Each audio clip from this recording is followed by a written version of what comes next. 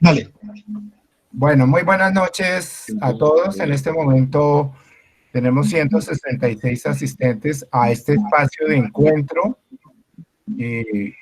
que estamos promoviendo para dar a conocer el modo de ver el mundo que nos propone la pedagogía familiar sistémica y las constelaciones familiares.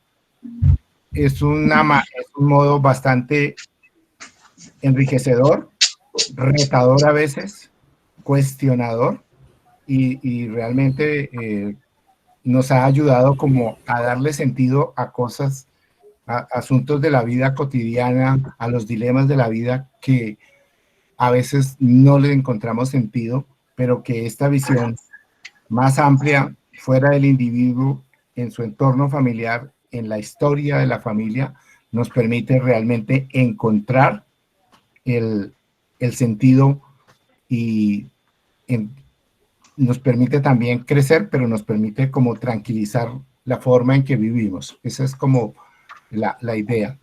El tema de hoy que traemos es el tema de la pareja, de la relación de pareja. Y como seres humanos, pues en nosotros confluye la pareja, lo masculino y lo femenino.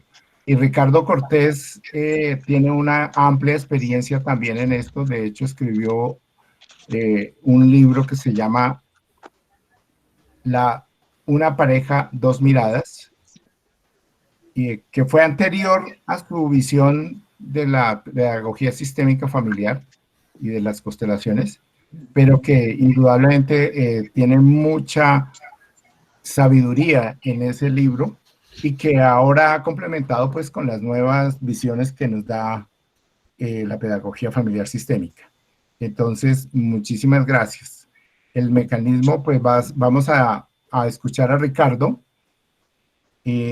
Por favor, si surgen preguntas, que estoy seguro que sí, las ponemos en el chat y el que quiera preguntar con el micrófono abierto lo puede hacer, y si no, pues yo voy leyendo las preguntas y vamos así interactuando. Muchas gracias y bienvenido, Ricardo Cortés. Tengo una preguntita, Guillermo nos habla de la pareja hombre-mujer. ¿Esto también se amplía y cobija las parejas diversas? Sí, señora. Okay. Muy buena pregunta y muy retadora la cosa para arrancar, ¿no es cierto, Ricardo? Sí, o sea, muy bien, muchas gracias. Empezamos con preguntas. Muy bien. Ok, buenas noches. Muchas gracias realmente y reiteradamente por estar con nosotros. Y como insinuó Guillermo, efectivamente, si a mí hay un tema que me apasiona en la vida y desde hace muchos años es la relación de pareja. Y creo que todo el trabajo de pedagogía familiar sistémica siempre está girando dentro de esa perspectiva. Y yo quisiera solamente decir algunas cosas con la intencionalidad de que eso nos permita intercambiar y hacer preguntas y llevarnos cosas nuevas para revisar. Por eso lo primero que quisiera decir es que el primer amor de la vida es la mamá. Y eso es muy importante para hablar de pareja. El primer amor de la vida es la mamá. Y mamá en ese sentido es todo. Y mamá juega un papel fundamental en mi elección de pareja. Cuando yo quiero hacer ironía en los grupos en aula, yo le digo a la gente, voy a decir una afirmación gorda. La fidelidad tuvo que ver con mi mamá y la infidelidad todo que ver con mi mamá. Y de alguna manera arrancar diciendo que el primer amor de la vida es la mamá, nos pone en la ruta de algunas ideas que quisiera ponerles en contacto.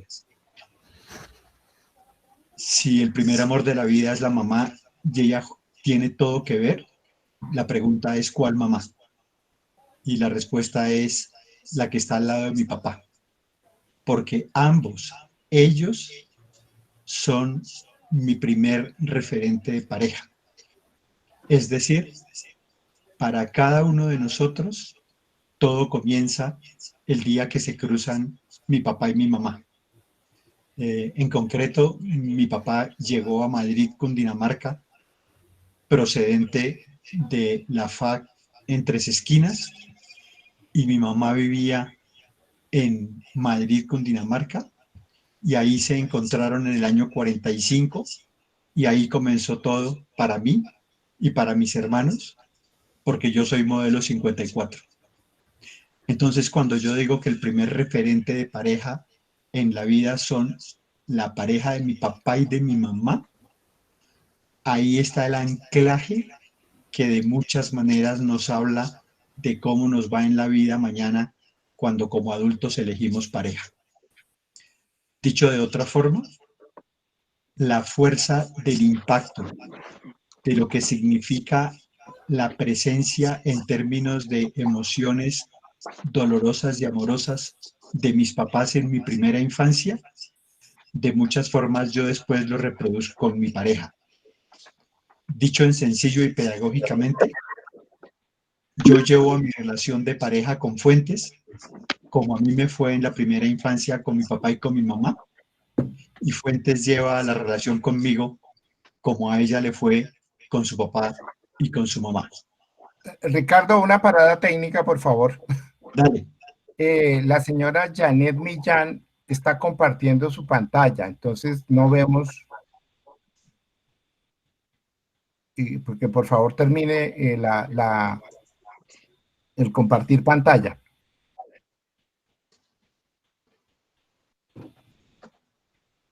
Y no te estamos viendo.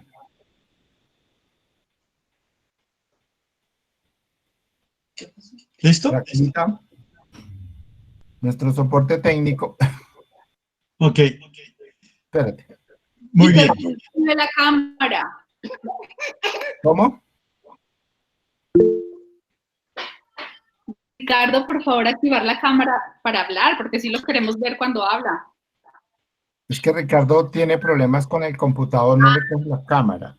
Está desde el celular la cámara y por eso sale pequeñita aquí en uno de los lados. Ok. Pero espérate porque Janet Millán nos bloqueó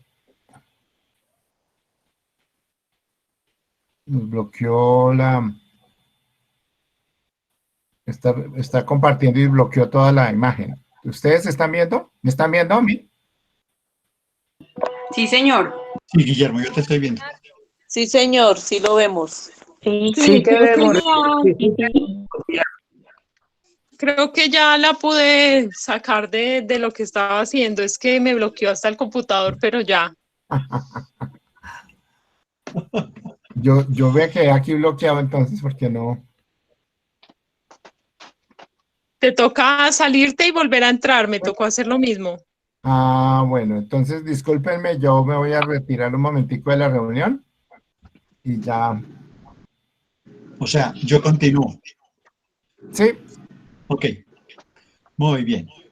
Esa parada técnica me permite volver a decir que gracias al COVID, yo tengo que reconocer que estos días he aprendido muchas cosas en términos de tecnología que antes desconocía.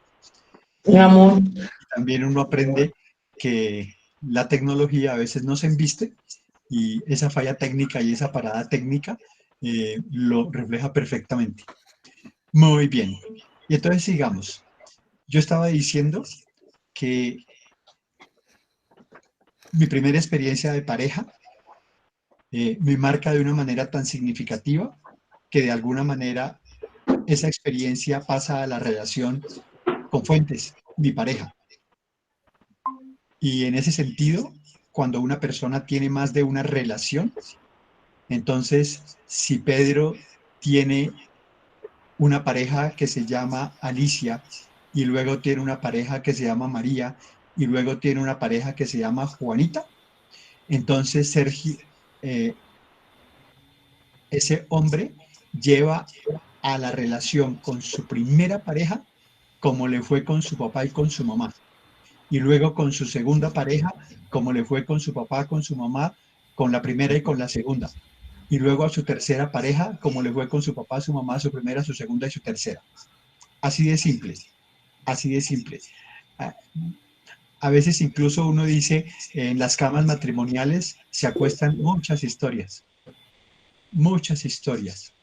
Y eso vale para decir que esas historias de encuentro, de desencuentro, de amor y de dolor, tienen que ver con un concepto que es muy importante a la luz de lo que estamos diciendo, que es la memoria familiar. Dicho de otra forma, que la experiencia de mi papá y mi mamá como pareja y lo que eso significa de una manera gorda, o sea, sus propias historias, yo de alguna manera lo recoja y lo lleve a mi relación con mi pareja, no es sino otra cosa que la memoria familiar que camina por el sistema y que cumple un papel muy importante, aunque inconsciente, en la elección de pareja. Voy a decirlo de esta forma. Cuando uno se enamora, siempre digo que allí hay un tema que está totalmente conectado con mi mamá como el primer amor de mi vida. Y ese gesto de enamorarme de otra persona tiene que ver con un acto inconsciente. En mi opinión, el más inconsciente. Dicho en sencillo, uno no elige a la pareja. La pareja se le aparece, le llega, irrumpe en la vida de uno, ¿no? Uno chorrea la baba en vivo y en directo cuando la ve a ella. Ya, así de simple. Y entonces, esa experiencia es el inicio de un largo proceso en la consolidación de una pareja. Es decir, comienza con un acto inconsciente y cada día, cuando va pasando de una etapa a la otra, se va volviendo consciente. Es decir, la primera sensación al enamorarse tiene que ver con un cuento según el cual uno encontró a la pareja perfecta. Y acuérdense que el primer amor de la vida es mamá. Por eso pedagógicamente lo he expresado como por fin encontré a la mamá que estaba buscando. Y eso es enamorarse.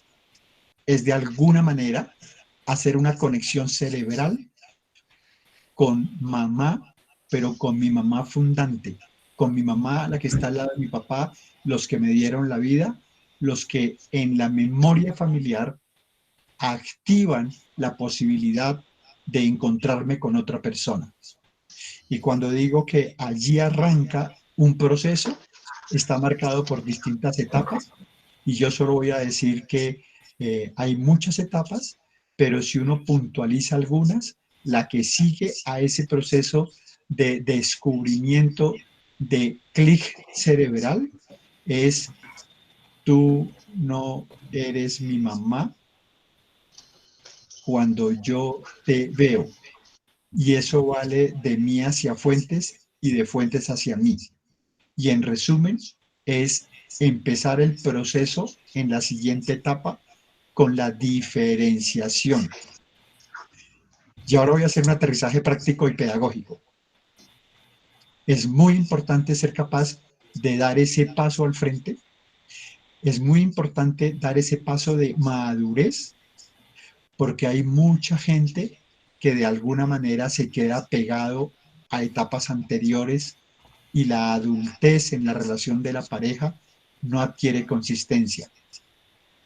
Es decir, el primer encuentro, el primer acercamiento es inconsciente, y caminar por las diversas etapas de la vida de una pareja va haciendo cada vez más consciente la relación.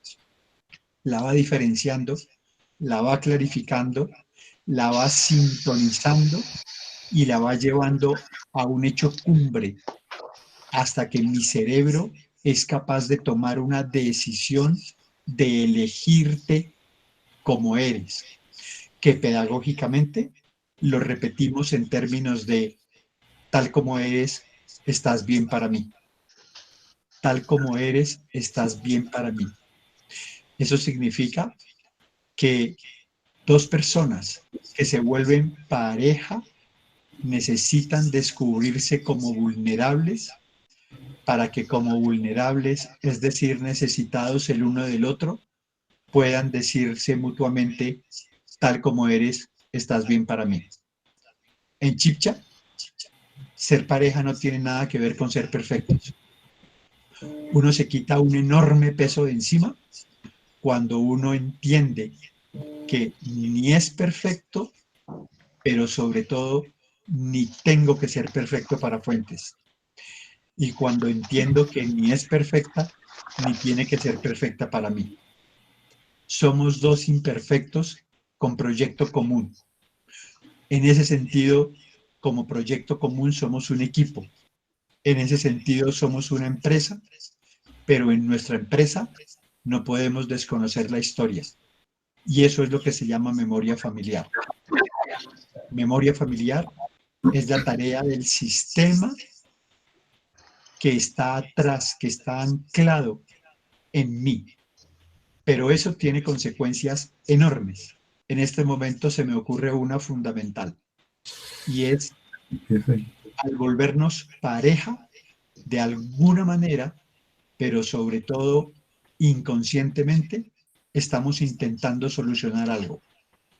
Y la pregunta es, ¿y qué es lo que intentamos solucionar?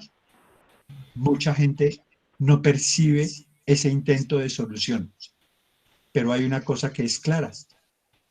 Como el primer referente son mis papás como pareja, sus pendientes, yo intento solucionarlos. Pero sistémicamente hablando, no solo los pendientes de ellos, sino los de mis abuelos, es decir, los del sistema. Dicho de otra manera, a la relación de pareja se llevan todas las emociones que navegan por la familia, todas aquellas que son buenísimas y todas aquellas que son dolorosísimas. Quiere eso decir que si mi abuelo se hizo ausente para mi papá, de alguna manera yo percibo y me duele que a mi papá le duela. Pero como él no se juntó gratis con la abuela y menos mi papá se juntó gratis con mi mamá, es muy probable que mi mamá también tenga un pendiente en términos de ausencia de papá.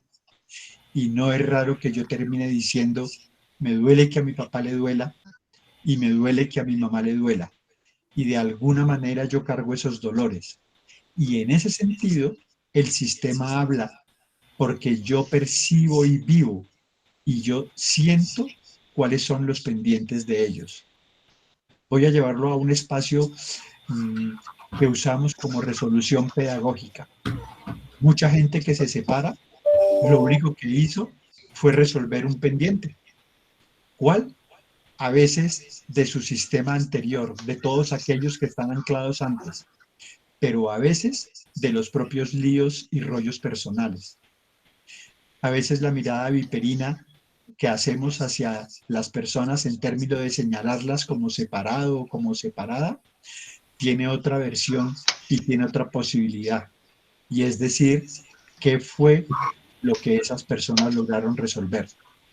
Muchas veces en consulta, una cosa que abordo con las personas que vienen es ¿qué fue lo que resolviste de tus rollos personales o de los rollos de tu sistema?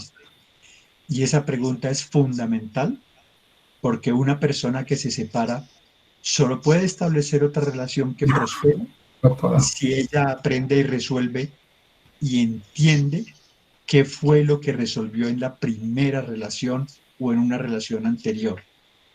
Dicho de otra forma, cuando la gente pregunta o cuando la gente señala que se separó, yo siempre pregunto, ¿y cuál fue la razón? Y cuando la gente comienza a dar razones, dígame lo que me diga, yo sigo preguntando, ¿y qué más? ¿Y qué más? ¿Y qué más? Con el objeto de conectarlo con su sistema, porque allá atrás hay muchas más respuestas de las que uno se imagina respecto de por qué hice pareja o por qué me separé de mi pareja. Ricardo, ya hay varias preguntas que me parece que pueden dejarnos también como clarificar, porque obviamente hay, cuando tú vas diciendo cosas, pues se generan muchas preguntas, muchos cuestionamientos, porque no es la visión normal que nosotros tenemos, ¿no? Por ejemplo, a mí me surge la primera de, yo no elijo pareja, yo no, les voy a comentar algo. Véanse un programa que se llama Juegos Mentales. En Juegos Mentales hacen un ejercicio, un experimento. Cogen a una persona y le dice que va a pasar por una pasarela, camina unos, no sé, 10, 15 metros. Al final de la pasarela va a haber unas fotografías y esas fotografías, la persona que hace la pasarela tiene que escoger una que le gusta. Tiene que escoger una de esas. El experimento consiste en que cuando va pasando, le están tomando fotos a ella, a esa misma persona, y le hacen un montaje rápido y de tal manera que en las fotos, entre las que exponen allá, hay por lo menos una que tiene un porcentaje de ella misma, más o menos un 20%. Casi que el 100% de las personas cuando llegan allá, al final, escogen la foto donde está él, o esa persona. Es decir, de alguna manera, quien a mí me atrae, quien a mí me mueve el piso y me mueven las tripas, cuando yo me enamoro, es porque me muestra algo de mí mismo. Y algo de familia. Uno a veces ve parejas, por ejemplo, que no sabe si son parejas o son hermanos, porque se parecen mucho físicamente, ¿sí? Entonces, eso es como que la elección de pareja, que uno tiene la ilusión de que uno escoge pareja, pues realmente es eso, una ilusión. Voy a pasar, Ricardo, a una pregunta que salió de la primera expresión que tú hiciste. Pregunta María. Cuando usted dice que el primer amor es la mamá, ¿aplica para hombre y mujer por igual? Sin la menor duda, clarísimamente sí. El primer amor de la vida de todo ser humano es la mamá. Y eso tiene consecuencias de orden y de desorden, de inclusión y de exclusión. Es decir, cuando el primer amor de la vida es doloroso, entonces tiene consecuencias en la vida adulta y en la elección de pareja. Y aplica igual para hombre y para mujer. Allí no hay distinción de género. Mamá es mamá y es todo. En resumen, la fuente de seguridad de un niño es su mamá y la fuente de inseguridad de un niño es su mamá. Y la abuelita, la nana, el tío, la tía pueden jugar papeles sustitutos muy significativos, muy valiosos, muy respetables, muy necesarios, pero mamá es absolutamente indispensable e irreemplazable en el primer amor de la vida y sus consecuencias. Yo quiero ahí decir que nosotros no en vano pasamos 9 meses en la barriga de mamá. Hay una conexión visceral que nos une a mamá. Y que cuando uno conoce a esa persona que en principio elige como pareja, esa relación que dice, uy, sentí maripositas en el estómago, es exactamente la relación que había con mamá, que ahora se actualiza con una persona que se me aparece en la vida y que, digo yo, me movió el piso. Esta sería mi pareja. Entonces, esa conexión visceral es la que se activa en el enamoramiento. Una pregunta aquí, dice Ricardo. Me pregunto, ¿qué significa pareja? Y está hablando, porque se ha dicho que una persona que ha abusado de alguien se convierte en pareja, aunque uno no esté enamorado. El tener una relación donde hay como fruto hijos también es pareja. Entonces, por lo visto en la vida, ¿es posible tener muchas parejas? ¿En qué se diferencian a cuando se encuentra una pareja duradera y estable? A ver, justo eso es lo que es sistémico. Es decir, en términos conceptuales es muy importante distinguir que en una relación de pareja hay un tema que es el vínculo y hay otro tema que es la relación.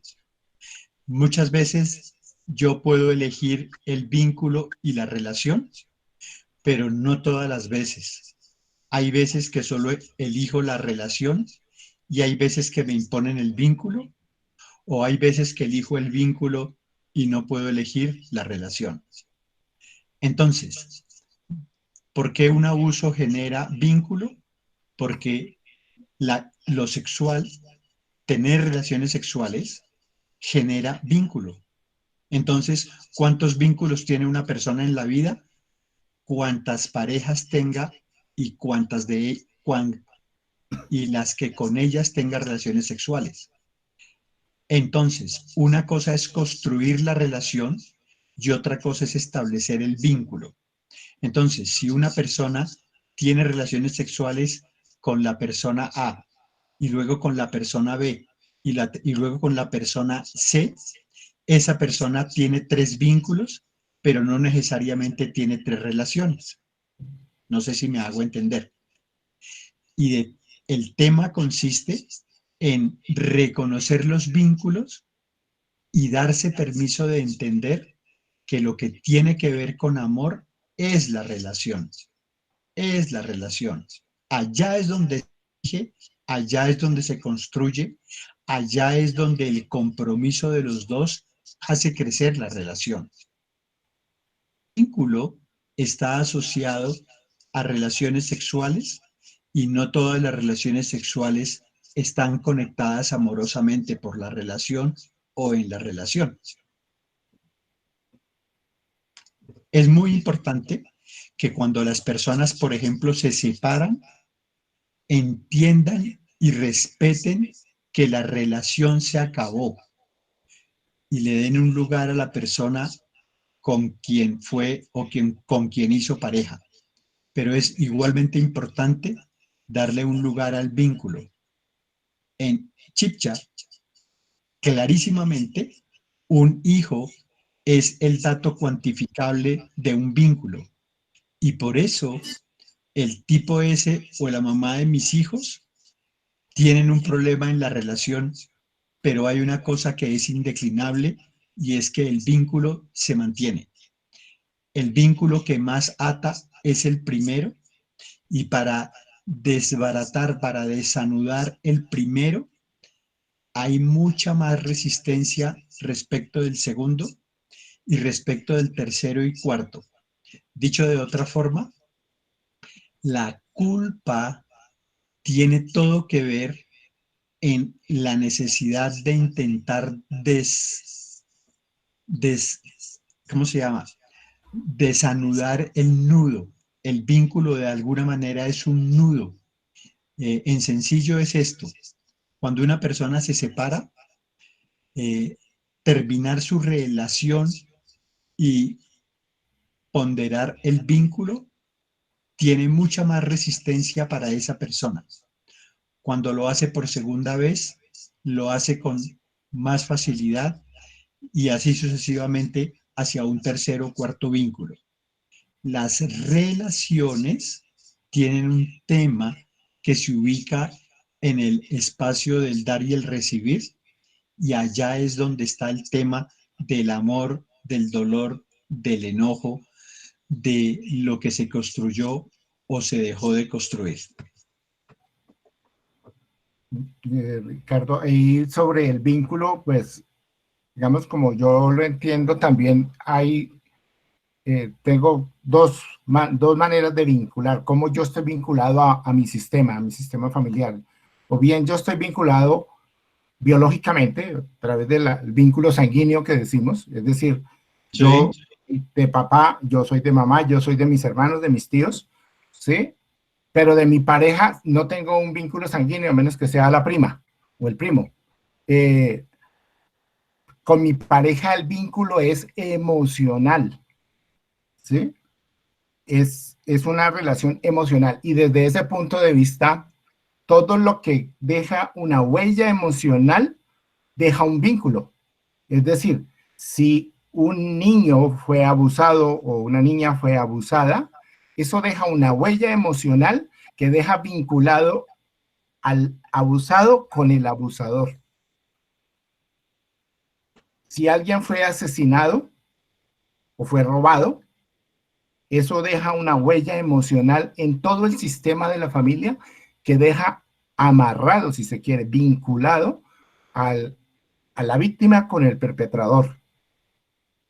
Desde ese punto de vista, el vínculo es mucho más fuerte que la relación. La relación, como dice Ricardo, se puede acabar. Yo puedo dejar de ser la pareja de la persona con la cual tuve hijos. Yo ya no soy la pareja, pero siempre seremos padres, por ejemplo, por el vínculo sanguíneo con nuestros hijos. Y, y en el orden de la pertenencia, el vínculo nos dice que tenemos que darle un lugar a ese que fue nuestra pareja con el cual tuvimos unos hijos y él tiene un orden porque pudo haber sido el primero o la segunda pareja. Ese es su orden, la primera pareja, la segunda pareja, ¿sí? Ese vínculo no se pierde. La relación se acabó. De acuerdo. Bueno, Ricardo, aquí hay otra, dice, a veces la madre también puede ser, la relación con la madre puede ser una relación tóxica cuando se da la proyección sobre sus hijos. ¿Qué podemos? sí. Eso no es sino reafirmar la importancia del significado profundo de mamá, el ideal y el intento natural de la construcción de las relaciones humanas está montado sobre el papel positivo y fuerte de la mamá sobre un hijo, en términos de construcción amorosa, pero también a veces eso es tóxico. Es decir, muchas experiencias de madre e hijo o madre e hija están cruzadas por experiencias profundamente dolorosas que tienen que ver con la historia del sistema. Es decir, no es gratis el estilo de relación y de conexión que cada quien establece es experimental y existencialmente con su mamá. Y por eso una presencia amorosa tiene consecuencias, pero una ausencia incluso no percibida desde la comprensión total de un niño también tiene consecuencias y consecuencias a veces nefastas. Miren, en mi experiencia es muy interesante descubrir, por ejemplo, que cuando uno se encuentra a una persona en consulta, sobre todo en el tema de mujeres, muchas tienen casi que claridad muy cuantitativa acerca de su enojo con papá y tienen mucha menos conciencia de su enojo con mamá. Y la toxicidad de la relación a veces requiere levantar el tapete, como digo yo, para percibir que hay pendientes muy duros con mamá y que son muchas veces, a veces más fuertes que papá, que con el papá. A veces uno lo expresa en términos de una frase sanadora o de una frase que refleje esa experiencia. A muchas personas les digo que repitan, cuando yo era niña, yo me enojaba mucho con mi papá por lo que le hacía a mi mamá, pero a veces me enojaba más con mi mamá porque lo permitía. Y muchas personas comienzan diciendo que su gran dolor es papá, pero terminan reconociendo que efectivamente hay un enojo más profundo que tiene que ver con mamá. Otro ejemplo muy simple es el caso de los abusados. Las personas abusadas tienen un dolor y un enojo muy fuerte en su conexión con mamá. En resumen, una relación con mamá puede ser tóxica, pero justo eso nos permite, hablando en el contexto de pareja, de la necesidad para hombres y mujeres entender el papel del primer amor de la vida, entender el papel de los papás como pareja, porque de eso también depende la prosperidad o no de la relación de pareja cuando uno es adulto. Ricardo, quiero que me gustaría pues que retomáramos la primera pregunta retadora que nos hizo un asistente, y es cómo vemos la pareja, y si solamente estamos hablando de la pareja como la relación hombre-mujer, o cómo vemos estas nuevas, o no nuevas, pues históricas relaciones entre parejas que se conforman con personas del mismo sexo. Sí. Mira, yo incluso antes de contestar a esa pregunta, quisiera ir más lejos. Creo que también a veces no está tan claro en el horizonte de muchas personas entender que a veces un hijo se vuelve la pareja del papá o un hijo se vuelve la pareja de la mamá, y entonces ahí también estamos hablando de pareja. Es decir, ahí estamos hablando de un desorden, y es en ese marco en el que yo quisiera responder la pregunta. El tema de orden y el tema de desorden es lo que para mí pedagógicamente me da como luces en términos de de decir una palabra frente a esa temática tan candente y tan compleja que hoy en día es tan crucial, tan presente y tan fuerte en la cultura. Y en ese sentido lo que hay que decir es lo masculino y lo femenino es un poco el asunto de fondo de lo que significa ser pareja. Ya he hablado de que mis papás como referente se actualizan en mi experiencia, y esa experiencia yo la actualizo en mi pareja. En ese sentido, lo masculino y lo femenino que yo recojo de mis papás, y déjenme hacer énfasis en eso. Yo, hombre, llevo lo masculino de mi papá, de mi abuelo y de mis tíos, pero también llevo lo masculino del papá de mi mamá, de mi abuelo, papá de mi mamá, y de mis tíos, hermanos de mi mamá. Lo que quiero enfatizar es que lo masculino y lo femenino camina por el sistema. Y desde la perspectiva de la mujer, entonces una mujer lleva lo femenino primero de su mamá, su abuela y sus tías por parte de mamá, pero también lleva lo femenino de la mamá de su papá, de su abuela paterna y de sus tías paternas. Y allá hay una confluencia entonces de lo masculino y lo femenino, que es como la plataforma, como el escenario donde uno puede decir qué orden es un masculino y un femenino. Y lo que claramente la gente pregunta es, ¿y eso qué tiene que ver entonces cuando son dos hombres o dos mujeres?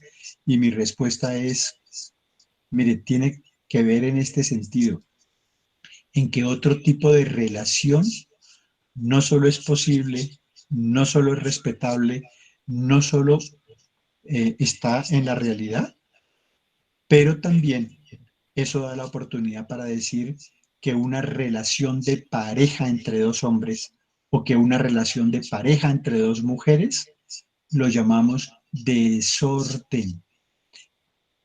Si ustedes me dicen en qué plataforma estoy ubicado para hablar de desorden, en la plataforma de lo humano como masculino y femenino, como posibilidad de encuentro. La especie está montada sobre la relación o las posibilidades de relación, la vinculación sexual y afectiva y la posibilidad de transmitir la vida. En ese sentido, está diseñada naturalmente la posibilidad del encuentro humano de hombre y mujer. Y en la naturaleza está también de alguna forma la posibilidad de que se constituyan como pareja sexoafectiva, un hombre con un hombre o una mujer con una mujer, y eso para mí es solamente un tema de desorden. Lo que me preocupa pedagógicamente es cuando el tema se ideologiza y entonces, miren, en estos días me hacía la reflexión, incluso que no me la inventé yo, después me causó gracia que la leí o la vi por ahí en un video. Dice, cuando uno mira la formulita LGTBIQ, alguien dijo, si ellos que quieren hacer un reconocimiento de lesbianas, gays, etcétera, trans, si quieren hacer realmente inclusión, que es lo que le piden a la sociedad, debían también incluir la H de heterosexual. Vamos a decirlo de otra manera. La especie tiene esas posibilidades y esas posibilidades se pueden mirar en orden o como una forma de desorden. Uno podría aquí entrar a mirar cuál es el tema sistémico atrás de las posibilidades o de las dinámicas de relaciones homosexuales de hombres o de mujeres. Pero eso creo que es un tema más, amplio. Lo que sí quisiera reafirmar en esta presentación es cómo la mirada que intentamos hacer desde la pedagogía, como muchos me han escuchado decir, es sin juicios. Es decir, no somos ni mejores ni peores que aquellos que se sienten y están excluidos dada su condición sexual. No somos mejores que ellos. No lo somos. Somos como ellos con una capacidad relacional distinta y con una intensidad de la atracción distinta. Esa diversidad la reconozco, pero no por ello dejo de señalar el tema del desorden. Es decir, lo que intento al hablar de no ideologizar el tema es no juzgar y no creernos mejores o peores que ellos y entender que todos tenemos derechos y deberes. Como las relaciones de pareja, ahí sí, como dijo la reina, hombre con hombre, mujer con mujer o al contrario, tienen consecuencias. Yo pongo en el escenario, por ejemplo, el tema de los hijos y clarísimamente sí soy un convencido de que papá y mamá educan a un hijo y ese hijo puede ser homosexual. ¿Quiere eso decir que si dos homosexuales educan a un hijo, no necesariamente ese hijo será homosexual? Es decir, solo se afectará la vida de un niño hasta que se pruebe lo contrario. De lo contrario, cuando uno pone el escenario de un niño, lo que queda en el horizonte es su cuidado, su protección, su abrigo, su afecto. Y en ese sentido, la especie humana es capaz de proteger, de dar, de cumplir afectuosamente, de el buen trato con un niño. En ese sentido, las dinámicas fruto del tipo de interacción hombre con hombre, mujer con mujer u hombre con mujer, tienen una posibilidad de lectura desde el orden y desde el desorden, pero me parece que nos equivocamos es cuando las ideologizamos desde los juicios y los juicios lo traduzco como esa sensación de rechazo, de enojo, de menosprecio por todos aquellos que no son heterosexuales. Entonces, cuando los heterosexuales obramos en términos ideológicos, mirando las relaciones homosexuales como algo menospreciable, al final del día estamos infringiendo nuestra propia humanidad, la humanidad de la especie que tiene un sentido de orden desde lo masculino y lo femenino, aunque tiene toda la posibilidad de expresión y merece respeto y más aún merece atención y servicios como lo merece cualquiera otro de la especie. Sí, bueno, creo que de todas maneras hay como la expectativa desde el punto de vista sistémico y desde el punto de vista de pertenencia, orden y equilibrio, cómo, cómo la relación de pareja homosexual que nos muestra, porque finalmente es un fenómeno que nos muestra una alteración en el orden, en el orden, como ya lo dijiste, pero creo que también en el equilibrio y probablemente en la pertenencia. Sí, es decir, ahí entramos al tema de las dinámicas. Sí. Entonces, creería que si uno avanza un poquito, desde el punto de vista sistémico, la pregunta es, ¿cuál es alguna dinámica que permita entender, por ejemplo, una relación homosexual? Y entonces, de una manera muy especial, la experiencia, los datos nos muestran que, por ejemplo, allí donde hay violencias familiares, allí hay terreno abonado para la homosexualidad. Vamos a decirlo, por ejemplo, de esta forma.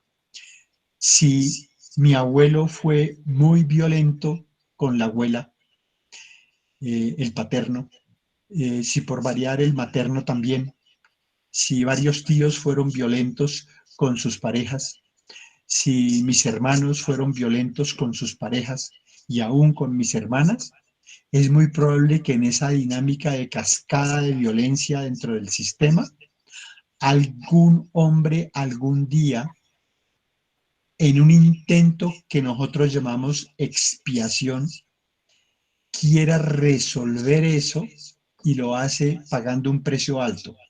La dinámica es esta. Ese hombre dice, yo no quiero ser violento con las mujeres de la familia, como lo fue mi abuelo con mi abuela, como lo fue el otro abuelo con la abuela, como lo fueron varios tíos con las tías, como lo fueron varios hermanos con mis hermanas o con sus parejas. Y la manera como intento resolver eso es haciéndome homosexual. Es decir, ese hombre se feminiza intentando que el ciclo se rompa, que no haya violencia. ¿Y cómo se mira esa dinámica cuando es una mujer? Entonces valga repetir lo mismo en términos de violencia para decir que cuando una mujer elige como pareja a otra mujer, de alguna manera sistémicamente hablando, esa mujer lo que está intentando es garantizar que no haya un masculino a su lado para que no se repitan las violencias tan conocidas en la familia, y entonces ella se consigue a una pareja femenina.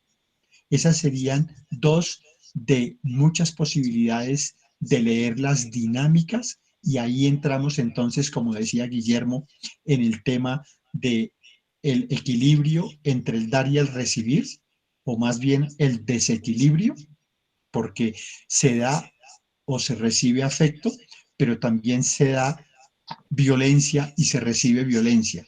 Y en términos de la exclusión, es decir, el primer excluido, cuando señalé la primera dinámica respecto del hombre que se feminiza, el primer excluido es él, porque de alguna manera él quiere ofrecerse, él quiere sacrificarse de alguna forma feminizándose.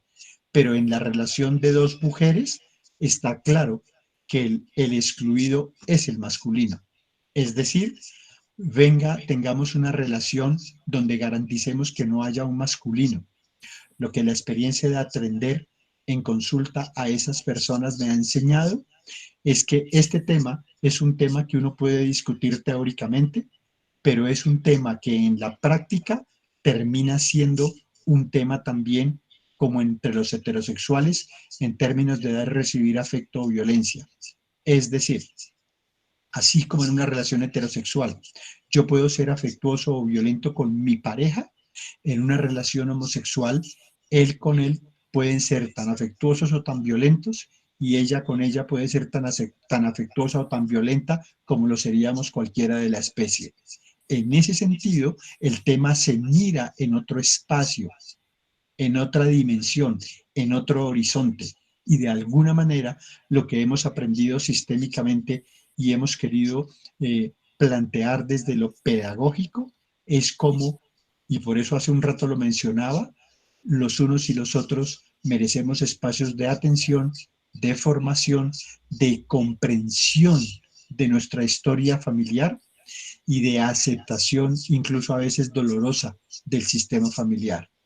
Dicho de otra forma, cuando en una familia alguien se hace homosexual, pasa exactamente lo mismo que cuando alguien se separa, que cuando alguien se suicida, que cuando alguien bebe, que cuando alguien se enferma de cáncer. ¿Por qué? Porque de alguna manera esos eventos no aparecen como un hecho aislado, sino todo lo contrario, aparecen como un hecho conectado. Más aún, es sistémico, es justo, porque intenta mostrar que hay exclusiones, que hay desequilibrios o que hay desorden. Sí, Ricardo, ahí digamos que la dinámica es que hay un desequilibrio entre lo masculino y lo femenino. ¿Sí? Mujeres maltratadas, hombres maltratadores. Y eso hace que un hombre ya no quiera seguir maltratando y que quiera reivindicar a las mujeres, se hace homosexual. Una mujer ya no quiere más maltrato, ya no quiere el masculino que ha sido históricamente en la familia por generaciones maltratador, y también renuncia a esa posibilidad de la relación con lo masculino. Esa es una de las dinámicas y de las muchas dinámicas que esta perspectiva es bien llamativa, bien extraña, si se quiere, de un fenómeno complejo. Yo quisiera señalar un poquito ahí también cómo este tipo de relación puede también mostrarnos excluidos. Y es otra visión que ya no tiene que ver con este desequilibrio y maltrato, sino excluidos. Un hermano que falleció pequeño y que está excluido, o un tío que murió temprano, pequeño, y que está excluido. De alguna manera, yo, hombre, traigo a alguien para que reemplace o para que muestre ese excluido, ese hermano fallecido que no está, para hacerlo ver. Es, digamos, la otra visión, ¿no? Ya no, Sí, no es otra dinámica dentro de las mismas visión sistémica. Bueno, espérate a ver, porque aquí hay unas preguntas. Guillo, y en esa línea uno Sí. podría decir, por ejemplo, el excluido de aquel que, por ejemplo, uno escucha en personas que dice una mujer, mi papá siempre quería que yo fuera un hombre. Muy bien. Esa es la dinámica del excluido. Mariela, hoy querías hacer una pregunta. Sí, doctor. Bueno, Bueno, es que esto me trae a la memoria cuando yo estaba ejerciendo como docente, la forma de aceptación que tienen los estudiantes a sobre todo a los muchachos que son, pues tienen unas actitudes femeninas, ¿sí?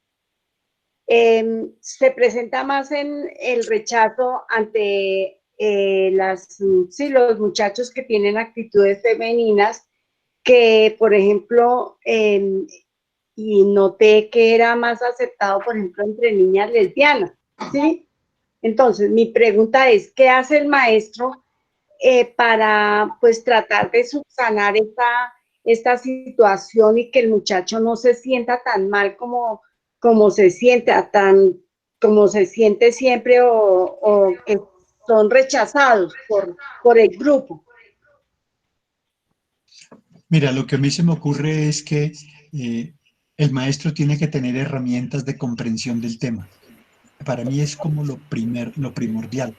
A mí me parece siempre que es muy importante que el maestro sepa matemáticas, sepa español, sepa ciencias sociales, pero el maestro también es un experto de lo humano y este tema no escapa a la realidad que está en manos de los maestros. En ese sentido, es toda la reiteración constante de, para mí, el valor de lo pedagógico.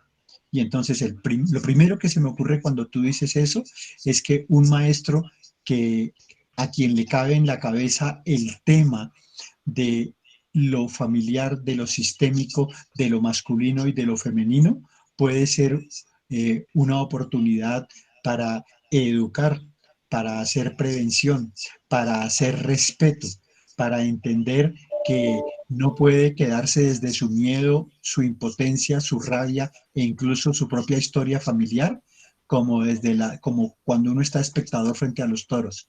No se puede quedar en la sombra, no se puede quedar en barrera.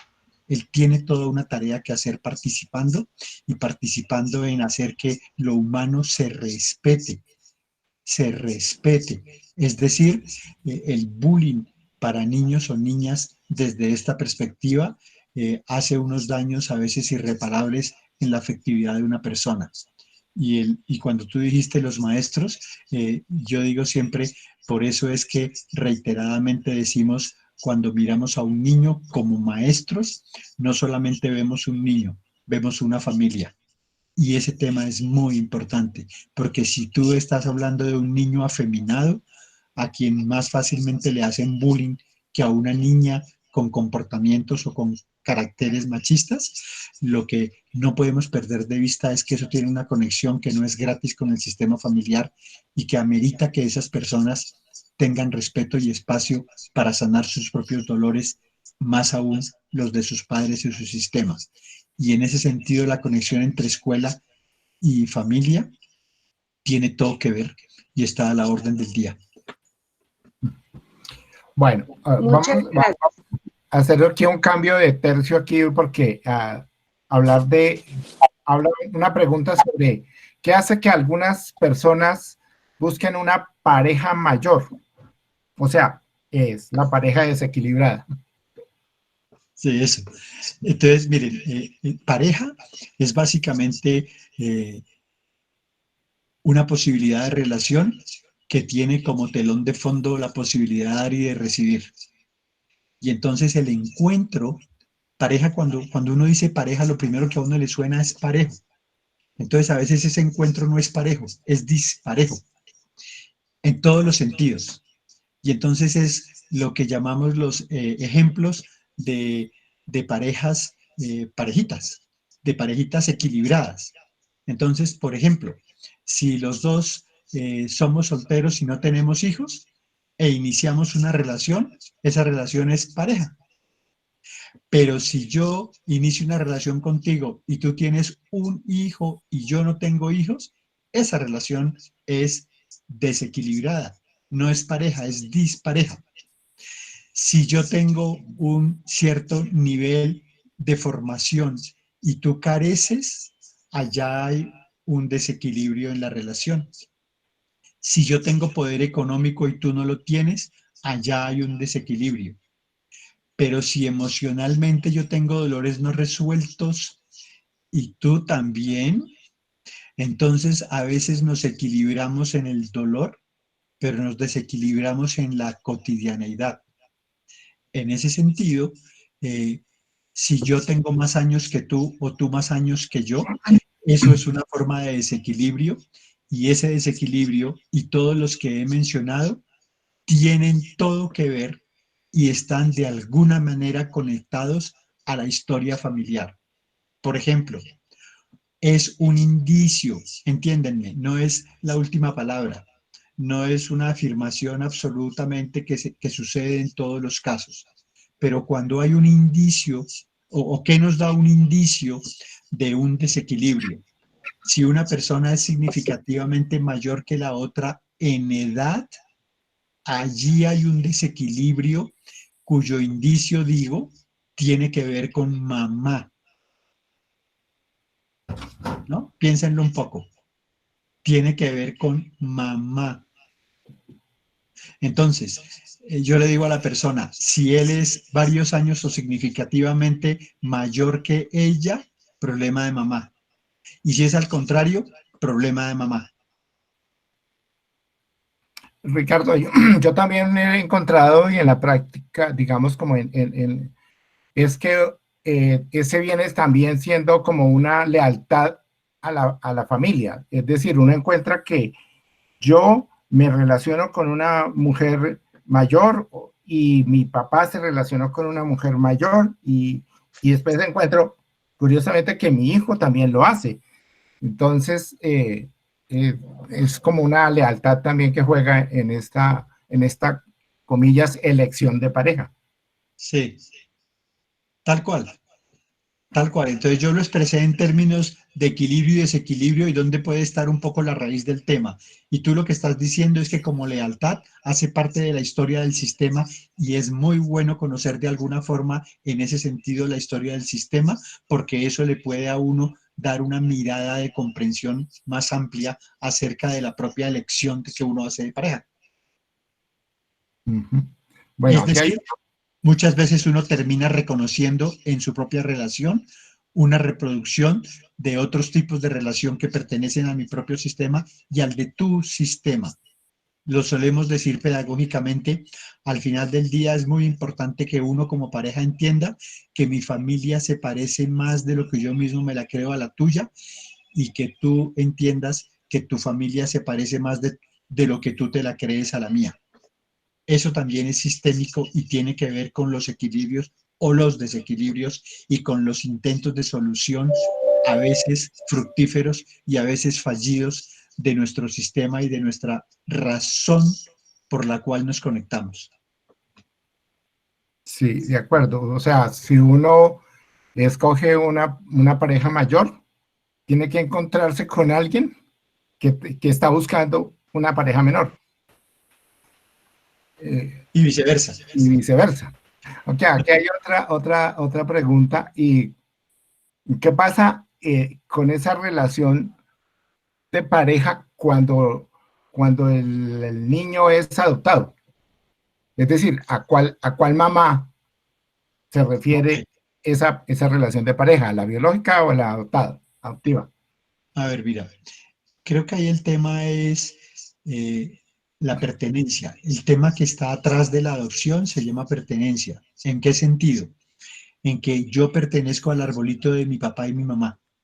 Y tú y todos los que estamos aquí pertenecemos al arbolito del papá y la mamá. ¿Qué es una adopción?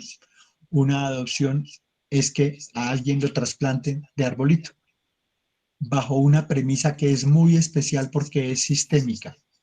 Y es que las personas que adoptan a veces hacen muchas fantasías preguntándose ¿y cómo será ese niño? ¿Y sí será que está enfermo? ¿Y sí será que trae malas costumbres? ¿Y sí será que trae muchos dolores? ¿Y sí será que trae muchas violencias? Y la experiencia me ha enseñado que uno le enseña a la gente que cuando hay un trasplante de arbolito es porque hay una similitud muy fuerte entre esos arbolitos y por eso es que eso se da como posibilidad. Lo que pasa es que hay que resolver un tema, que un niño que es sacado de su arbolito para ser llevado a otro arbolito, ese niño experimenta eso con profundo dolor, con profundo enojo, con profunda tristeza, con profunda desazón existencial. Y eso amerita ser sanado. ¿Y qué es lo que hay que sanar? Primero, que el adoptado mire con buenos ojos al papá y la mamá que le dieron la vida. Porque si él no entiende eso, no entiende el sentido de la vida cuando esté adulto. Entonces es honrar al papá y a la mamá que le dieron la vida, agradecer que le dieron la vida. Es decir, un niño se enoja porque experimenta una pérdida muy fuerte en términos de mi mamá o mi papá, sobre todo mi mamá, ¿por qué no me cuidó? ¿Por qué me botó? ¿Por qué me abandonó? De alguna manera, a veces ayudamos a personas a que sanen su experiencia y traduzco mirar con buenos ojos a los papás que te dieron la vida.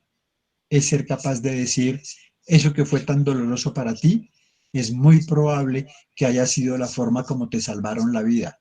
Y ten la absoluta seguridad, aunque ahora no lo entiendas, que lo hicieron amorosamente.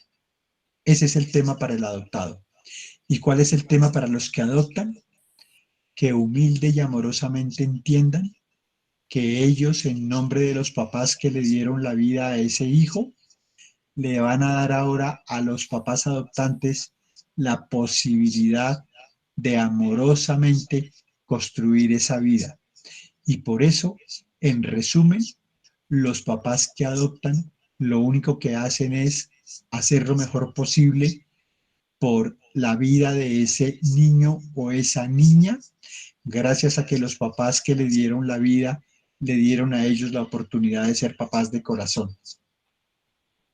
Los miedos que la gente tiene para contarle a los niños que fueron adoptados solo pierden valor y fuerza y presión cuando todos, los unos y los otros, se dan permiso de entender que el amor es un amor adulto, es un amor sano, no un amor infantil. Es decir, cuando los papás que adoptan no tienen el miedo a que su hijo los rechace y deje de quererlos. Él lo que necesita es comprensión de que fue transportado, trasladado de arbolito. Y ahora ese arbolito es su familia. Y es su familia. Y por eso él dice papá y mamá. Pero en el corazón, él tiene inscrito a su papá y a su mamá que le dieron la vida. Y eso es la verdad irrefutable desde la cual se sana para los unos y para los otros el tema de la adopción. La adopción prospera cuando los enojos del adoptado se sanan al ver a su papá y a su mamá que les dio la vida, y cuando los miedos de los papás adoptantes se dan permiso de entender que es en nombre de ellos y en reconocimiento a ellos que ahora pueden ser papás de corazón. Y lo son. Muy bien, aquí hay otra pregunta. Dice, ¿cómo tener una relación exitosa si la relación de los padres fracasó antes del nacimiento del hijo? Es decir, creo que la pregunta es, no sé si es la pareja, la pareja que se separó para tener una nueva relación exitosa o la del niño que fue el producto de esa relación. Mira, en consulta, mucha gente, cuando a mucha gente uno le pregunta, ¿y tu papá y tu mamá como pareja eran? Y esa persona contesta a veces, eran un caos, un desastre, no eran. Y entonces desde el punto de vista sistémico, uno entiende que por lealtad la persona tiene el terreno abonado para repetir la película. Pero la pregunta que acaban de hacer se inscribe pedagógicamente en justo la solución.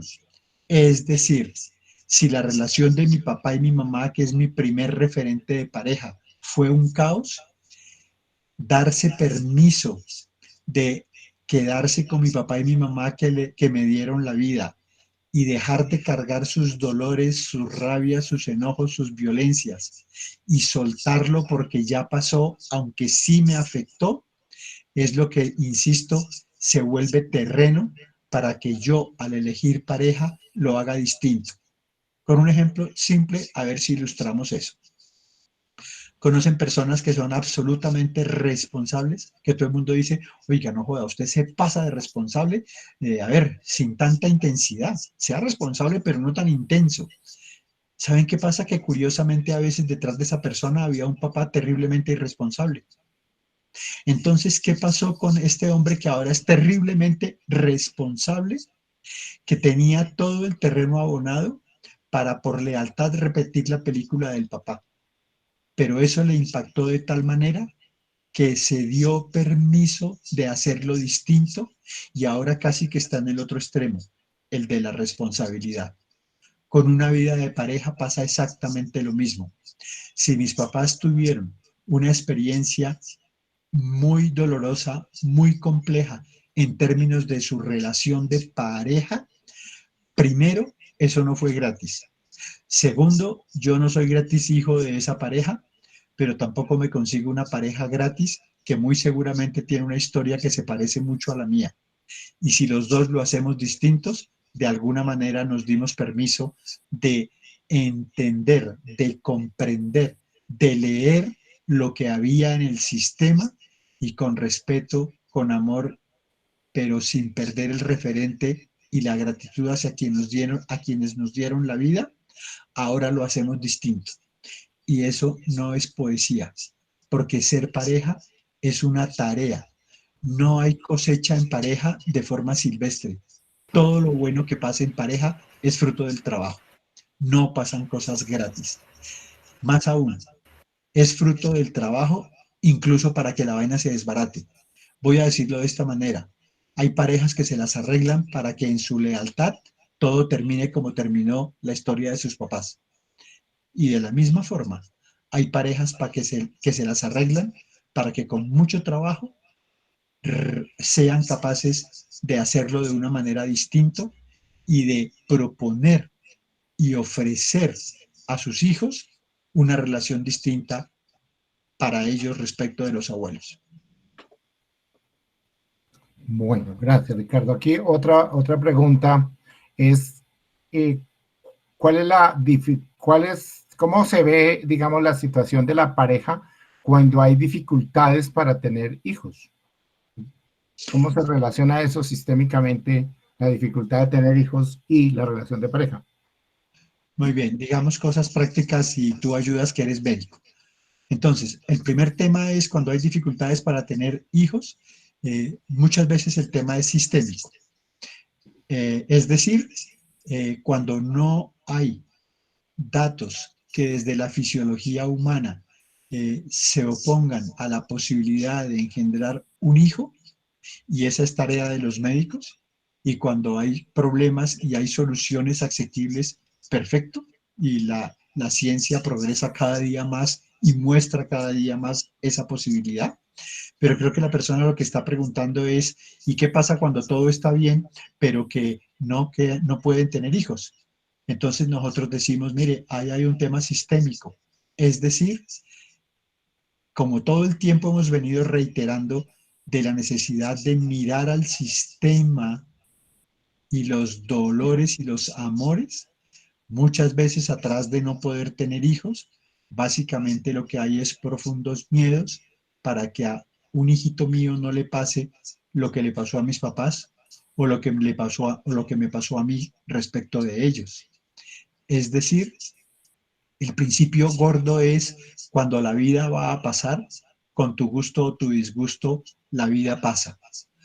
Pero cuando tú tienes la posibilidad de pasar la vida, pero hay dolores que no has sanado, pero hay miedos que no has resuelto, pero hay enojos que no has visto, en ese sentido puedes juntarte con una pareja a quien de alguna manera le duela lo mismo y por ende ambos hagan esfuerzos conscientes para embarazarse, pero emocionalmente pongan todos los tabiques para que eso no suceda.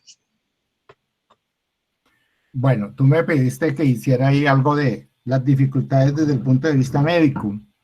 Cuando hay dificultades, generalmente se busca si la causa biológica, que no se puede desconocer, está en la mujer o está en el hombre, o, ojo, y hay que hacer esto,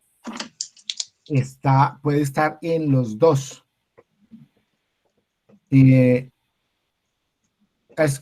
Digamos que una mujer puede tener problemas de alguna manera congénitos, infecciosos o algo que le impide después de quedar en un embarazo. Ese es uno de los miedos, por ejemplo, de las pérdidas. La mamá queda con ese miedo de ¿y qué pasó con mi capacidad de ser madre, de tener hijos? Pero tanto el hombre como la mujer tienen posibilidad de ser, de no poder tener hijos, ¿sí? Y eso tiene que ver, eso sería una de las primeras cosas que hay que descartar. La segunda es que a veces entre los dos, así ocurre que una mujer ha tenido hijos y un hombre ha tenido hijos, pero juntos no pueden tener hijos. Ahí hay un asunto inmunológico, es decir, de alguna manera la inmunología ahí parece impedir que el óvulo y el espermatozoide de ellos dos no puedan producir hijos. Entonces, ese es un asunto de los dos. Y es bueno que también lo tengamos en cuenta, ¿no? Y en razón del equilibrio, o puede ser de mujer, de hombre o de juntos. Pero también tiene que ver, y ya desde el punto de vista de lo sistémico, esa posibilidad de tener hijos tiene que ver también con la historia. Por ejemplo, una abuela tuvo muchas pérdidas. Ahí puede haber algo genético para que la mamá y luego la nieta tuvieran pérdidas. Pero también pueden haber pérdidas de otro tipo. O sea, puede ser entendido sistémicamente como que las pérdidas de la abuela o de los abuelos no se reconocieron, no se reconocen. Y de todas maneras, ese es un dolor y un miedo que tiene, que pasa a mamá y que luego pasa a la nieta. Y ahí esa nieta puede tener problemas para quedar en embarazo. Es decir, de alguna manera está repitiendo una historia, bien sea biológica o una historia sistémica emocional. Eso sería lo que... Déjame poner un ejemplito. Sí. Una persona vino a consulta y me dijo que su abuela se murió en el parto.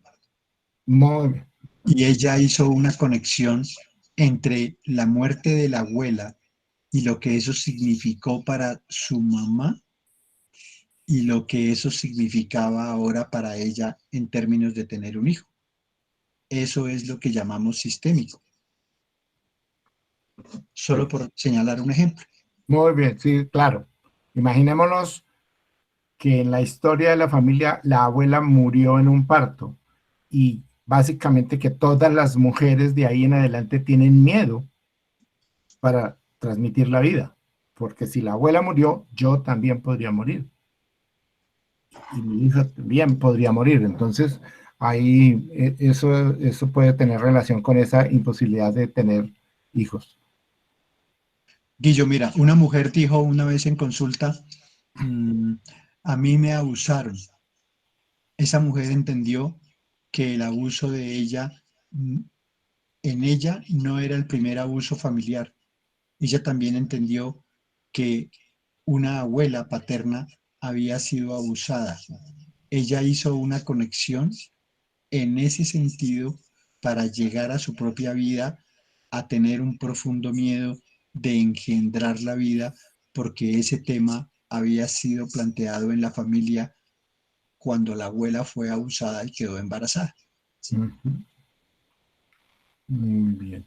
Bueno, aquí hay una pregunta. ¿De qué manera la racionalización y la intelectualización descompensan la vida de pareja?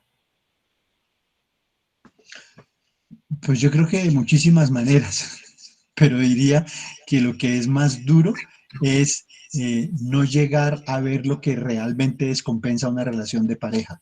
A veces no es tanto a veces eso se puede también racionalizar y son los enojos no resueltos. Para mí hay un tema muy profundo ahí.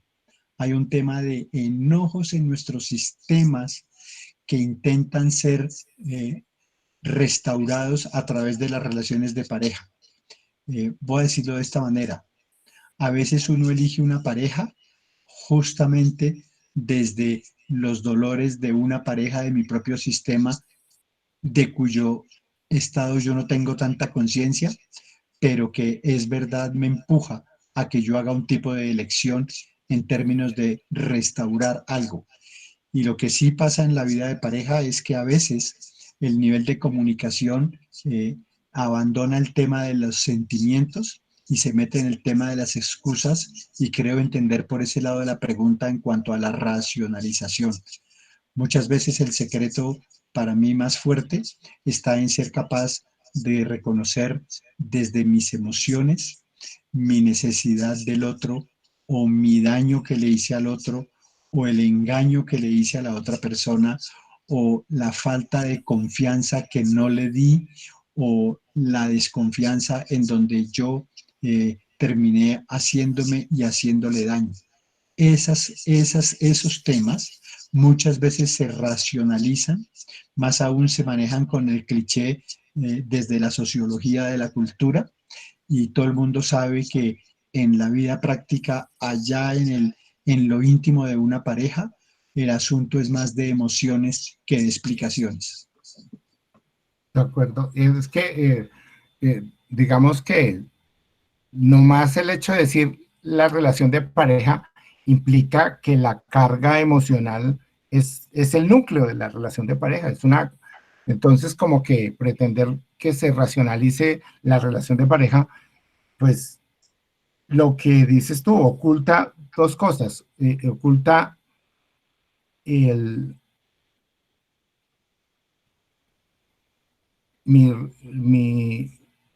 culpa, entre otras cosas, ¿no? Mi posibilidad de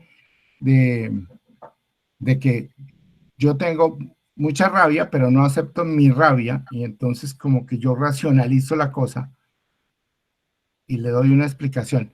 Pero la otra cosa, y es lo que ya lo dijiste también, la otra cosa es que uno en pareja se muestra débil, se demuestra frágil. Para ser pareja uno tiene que, como dice Ricardo en alguna de sus charlas, que es enamorarse. Enamorarse es desnudarse emocionalmente ante el otro y mostrarse que algo le falta, y que eso que a uno le falta lo tiene el otro.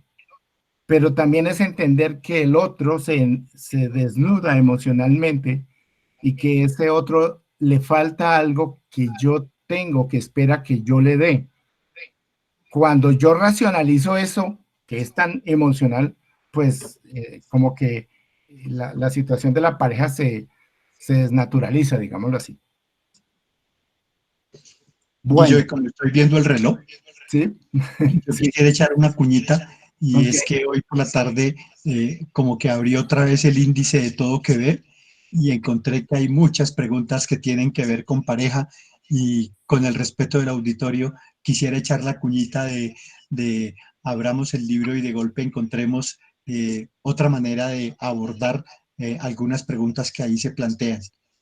Listo, Guillo, creo que eso es por hoy, y cuéntanos qué va a pasar el viernes, y si esto sigue para el próximo lunes, por ejemplo. Sí, bueno, muchísimas gracias. Quedaron muchas preguntas, yo las voy a copiar y en la medida de lo posible pues les daremos respuesta, ya con la posibilidad de que este material estará en YouTube, pues pueden volverlo a oír lentamente, porque créanme, cuando Ricardo habla, yo no me alcanza la mano para escribirlo todo lo que dice. El próximo viernes hay una invitación muy especial a una profesora, Constanza Moya. Constanza Moya ha sido directora del Departamento de Lingüística de la Universidad Nacional, y nos va a conversar acerca como de cómo la vida cotidiana, mejor dicho, tiene un nombre que dice ella, el mundo apalabrado. Es decir, cómo nuestro mundo se construye en las palabras, visto obviamente desde la visión de un lingüista, de una persona que se especializó en el lenguaje. Entonces, vamos a escucharla el día viernes, y espero que todos estemos muy presentes acá. Agradeceremos sus comentarios también después y esperamos que tengamos una buena, como un buen conversatorio con ella. Muchísimas gracias a todos, muchísimas gracias a Raquel, nuestra asistente técnica. La facilitadora. La facilitadora y la dueña del canal. Y hoy tuvimos, Ricardo, ya sala completa, 250 asistentes. 250, es cierto. Que Muy es bueno. el máximo bueno. de esta sala. De modo Ok. que muchas gracias. Muchísimas gracias, súper interesante. Muy bien. Gracias, Guillermo y Ricardo. Excelente.